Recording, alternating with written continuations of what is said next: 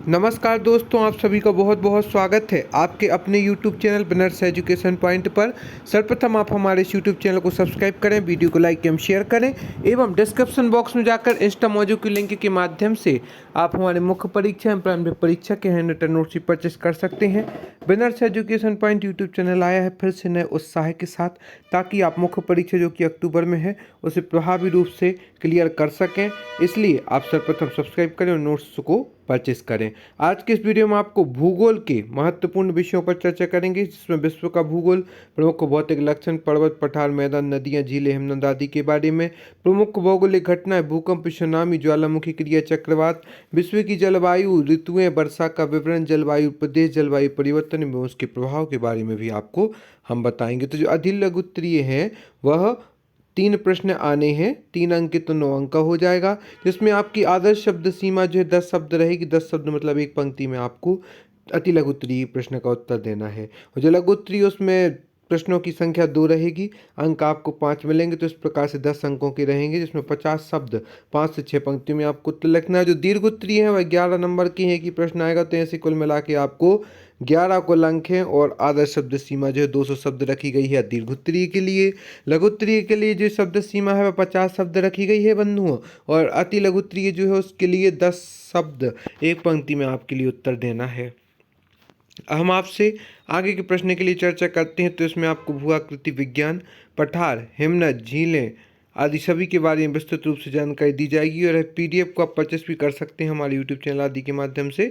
तो भू आकृतिक विज्ञान के बारे में भी हम आपको बताएंगे किस प्रकार से एक ऐसा बना है कि भू आकृति विज्ञान का वर्तमान स्वरूप विगत शताब्दियों में हुए क्रमिक विकासों के फलस्वरूप संभव हुआ है। स्थल रूपों का प्रारंभिक अध्ययन ग्रीस, यूनान तथा अरब में 500 ईसा पूर्व में प्रारंभ हुआ है। इस क्षेत्र में हेरोडोटस, अरस्तु एवं स्ट्रैबो का योगदान महत्वपूर्ण था। इसके पश्चात प्लेयवाद के सिद्धांत को बल दिया तथा त्वरित दृष्टि से होने वाली घटनाओं जैसे भूकंप, ज्वालामुखी आदि के अध्ययन पर बल दिया गया। बाद में आधुनिक चिंतन का विकास हुआ, जिससे यूरोपीय अमेरिकी समुदाय के द्वारा डेविस, पेंक, वाल्टर भू आकृति के नवीन पक्षों पर प्रकाश डाला गया।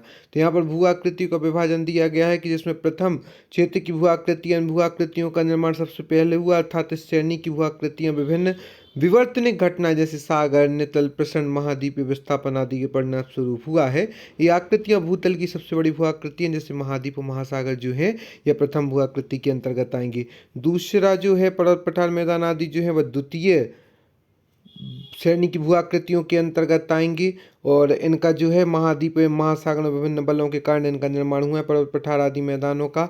और तृतीय श्रेणी की जो भू आकृतियाँ हैं इसके अंतर्गत जो है प्रथम व द्वितीय क्षेत्र की भू आकृतियों पर होता है इसका निर्माण। इसके अंतर्गत नदियाँ, घाटियाँ, जलप्रपात, बाढ़ का मैदान, पर्वतीय ढाल, हिमानी घाटियाँ, गिरवर, हिमोड़, पुलिन, रोधिकाएँ, बजादा, बालू, टिब्बे आदि शामिल होते हैं। तो इस प्रकार से प्रथम श्रेणी की भू आकृतियाँ, द्वितीय श्रेणी की भू आकृतियाँ, तृतीय श्रेणी की भू आकृतियाँ, तो इस प्रकार से तीनों श्रेणी की जो भू आकृतियाँ उनके बारे में आपको बताया कि प्रथम श्रेणी की जो भू आकृतियाँ हैं उनमें महाद्वीप एवं महासागर आएंगे, और इनका जो विवर्तनिक घटनाओं के द्वारा इनका निर्माण होता है सागर, नितल, प्रसरण, महाद्वीपीय विस्थापन आदि के द्वारा। जो द्वितीय श्रेणी की भू आकृतियाँ हैं महाद्वीप एवं महासागर में विभिन्न बलों के कारण हुआ है, पर्वत, पठार एवं मैदानों को सम्मिलित किया जाता है। तृतीय श्रेणी की जो भू आकृतियाँ हैं इसके अंतर्गत नदी, घाटियाँ, जलप्रपात, बाढ़ का मैदान, पर्वतीय ढाल, हिमानी घाटियाँ, हिमोड़, पुलिन, रोधिकाएँ, बालू, टिब्बे आदि इसके अंतर्गत शामिल होते हैं। तो हम पठार के बारे में अब आपको यहाँ पर प्रमुख रूप से बताएंगे, जो कि आपके लिए उपयोगी है प्री मेंस सभी परीक्षाओं के लिए। तो हम आपको बता दें पठार धरातल, हम आपको बता दें कि आप हमारे चैनल के साथ MPPSC 2023 की तैयारी भी कर सकते हैं। पठार धरातल पर का महत्वपूर्ण स्थल रूप है। ये पर्वतों की अपेक्षा कम एवं मैदानों की तुलना में अधिक ऊंचे होते हैं। पठार का रूप आपने देखा होगा कि जैसा कि आप जानते हैं पर्वतों की अपेक्षा इनकी ऊंचाई और क्षेत्र कम होता है, मैदानों की तुलना में अधिक ऊंचे स्थल के रूप में विद्यमान रहते हैं। और जो हमारा मध्य प्रदेश है वह भी कई पठारों से मिलकर बना हुआ है। समस्त भूपटल के 41% भाग पर मैदान, 33% भाग पर पठार और 14% भाग पर पहाड़ियां हैं। यह जानकारी आंकड़े आपके लिए याद रखना जरूरी है कि समस्त भूपटल के 41% भाग पर तो मैदान है, 33% भाग पर पठार और 14% भाग पर पहाड़ियां तथा 12% भाग पर पर्वतों का विस्तार है। पठार भूमंडल के वे स्थलखंड होते हैं जिनका कम से कम एक और ढाल समीपी सतह या सागर तट से अधिक ऊंचा और खड़े ढाल वाला हो तथा इसका ऊपरी भाग मेज के आकार में सपाट हो। इस प्रकार से ढाल जो है समीपी सतह या सागर तट से अधिक ऊंचा और खड़े ढाल वाला हो तथा इसका ऊपरी भाग मेज के आकार में सपाट हो। सामान्यतः माना जाता है कि सागर तल में 300 से 1000 मीटर ऊंचे स्थल पठार के उदाहरण होते हैं, लेकिन पठारों की ऊंचाई में पर्याप्त अंतर पाया जाता है। कोलोराडो का पठार जो है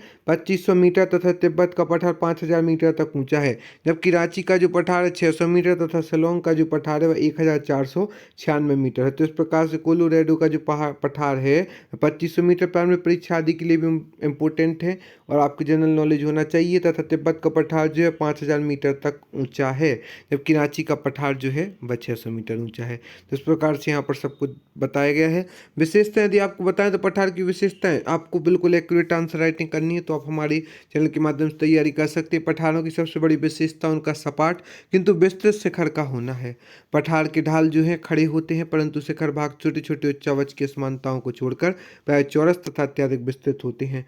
पठारों पर छोटी छोटी पहाड़ियां भी होती हैं तथा जो हम आपको बताने जा रहे हैं कि नदियों की घाटियां प्राय कम गहरी होती हैं। पठार का ऊपरी भाग बिल्कुल सपाट हो जरूरी नहीं है क्योंकि अपरदन द्वारा उसमें असमानता का होना आवश्यक है। उदाहरण है रांची का पठार पर स्थित पाट स्थलाकृतियाँ। ऊंचाई के संदर्भ में मध्यवर्ती स्थलाकृति है और पठार की सबसे प्रमुख विशेषता उसका समीपी सतह से ऊंचा होना है।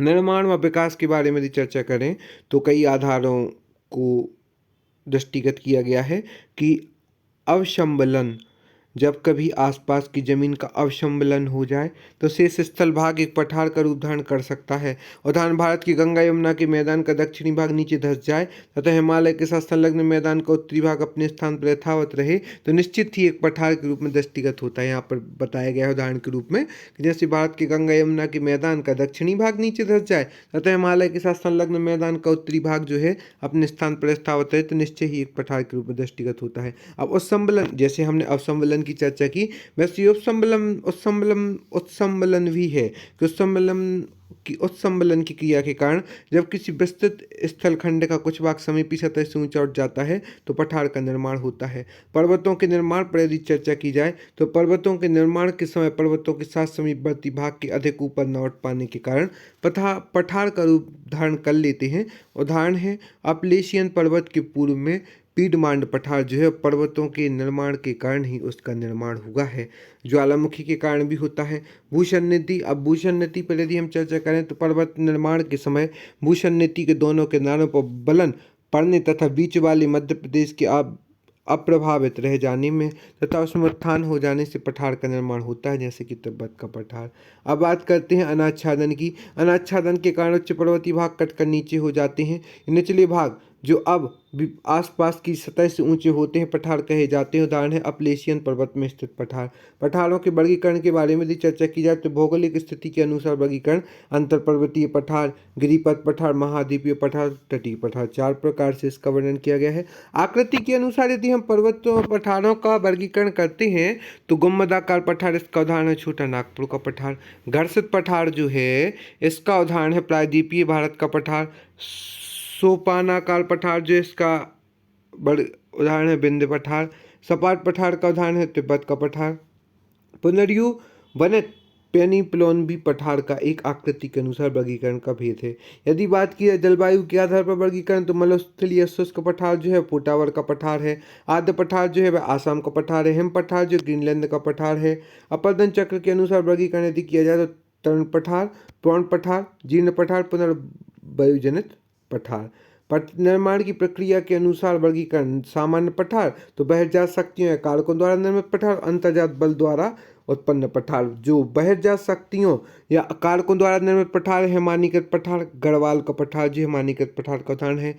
दूसरा पवन निर्मित पठार पोटावर का जो पठार है वह पवन निर्मित पठार का उदाहरण है। तीसरा जल निर्मित पठार जो विंध्य पठार का उदाहरण है। अंतर्जात बल द्वारा उत्पन्न पठार आकस्मिक अंतर्जात बल द्वारा निर्मित पठार ज्वालामुखी का पठार।